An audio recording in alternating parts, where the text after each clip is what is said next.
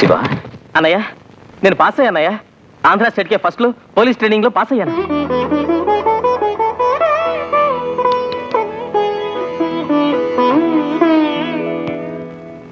అమ్మా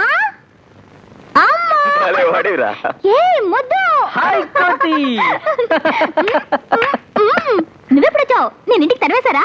నాకు అప్పుడే తెలుసు నువ్వు పోలీసు ఉద్యోగానికి పనికిరావని. నువ్వు పిక్ పాకెటింగ్ పనికొస్తావు. చిపో అన్నయ్య, నేను ఫస్ట్ క్లాస్ లో పాస్ అయ్యాను. ఫస్ట్ క్లాస్ లో పాస్ అయ్యావా? Very good. నువ్వు ఒకటివి. ఈ కోతి పిల్ల ఫస్ట్ క్లాస్ లో పాస్ అవడమా? అదేదో కంప్యూటర్ మిస్టేక్ అంతేనటవా? నీ పోలీసు బుద్ధి పోనిచావు కాదు. అలాంటిదే లేదన్నయ్య, నేను నిజంగా ఫస్ట్ క్లాస్ లో పాస్ అయ్యాను. 95% పైనే వస్తుందన్నయ్య. అన్నయ్య, నువ్వు చెప్పినట్టు నాకు మెడికల్ కాలేజీలో సీట్ ఇప్పిస్తావు కదూ? ఏమిటి మెడికల్ కాలేజా? అలాంటివేం వద్దు. చదివింది చాలు. బుద్ధిగా ఇంటి పనులు నేర్చుకుని మెట్టినింట్లో మంచి పేరు తెచ్చుకునే ప్రయత్నం చేయి. అమ్మా నువ్వేం దిగులు పడక తల్లి. నిన్ను డాక్టర్ చేస్తానని చెప్పా కదా, నువ్వు డెఫినెట్ గా డాక్టర్ అవుతావు. దేవుడు ఉన్నాడు. థ్యాంక్ యూ అన్నయ్య. అన్నయ్య అంటే నీలా ఉండాలి. అమ్మా యువరాణి, నువ్వేమో పాస్ అయ్యావు. మీ అక్కగారు ఉన్నారే మహారాణి, ఆవిడ కథ ఏమైంది? అదే జీరో.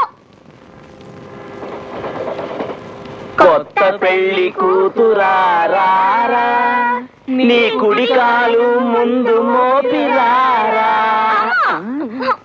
చూడమా, వీళ్ళంతా కలిసి నెగతాళ్ళు చేస్తున్నారు.